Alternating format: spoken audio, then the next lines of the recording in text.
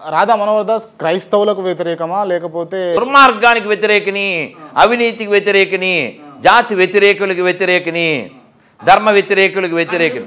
ముస్లింల మీద ఇంత మండిపాటు ఉండదు కదా మీకు ఎందుకు? వాళ్ళు అడుక్కోరుగా కొంపల దగ్గరికి వచ్చి. ఇప్పుడు ఇప్పుడు ఇక్కడ కింద స్టోర్ ఉందా ఏంటి, విజేత సూపర్ మార్కెట్. అవును. నిన్ను ఎవరైనా పిలిచారు ఇక్కడ? లేదు, పిలవలేదు. మా షాపులోకి రండి అని? లేదు, పిలవలేదు. నువ్వు వాళ్ళని విమర్శిస్తావు? లేదు. నీకేం హక్కు ఉంది? అవును. మరి మీ ఇంటి దగ్గరికి వచ్చి మైక్ పెట్టి కూరగాయలు కొనుక్కోండి కేజీ 30 రూపాయలు 60 రూపాయలు అని మరి మైక్ పెట్టి అరిచేస్తే, రేయ్ చందు ఓసారి వెళ్ళాన్ని నాలుగు పీకని మండుద్ది ఆడు మైక్ పెట్టి దొబ్బేస్తుంటే. లేదు ఆడు కొనుక్కోమంటే ఆడు 100 చెప్పాడు, బయట 20 రూపాయలు వస్తూ మనం బేరం ఆడతాం. ఎందుకని? మన కాళ్ళ దగ్గరికి వచ్చాడు కాబట్టి, అడుక్కోవడానికి వచ్చాడు కాబట్టి. అవునా? సో కాబట్టి సనాతన ధర్మం అనేది ఓ బంగారు షాపు లాంటిది. నువ్వు కావాలితే వచ్చి కొనుక్కో. సో ఈ క్రైస్తవం అడుక్కునేది.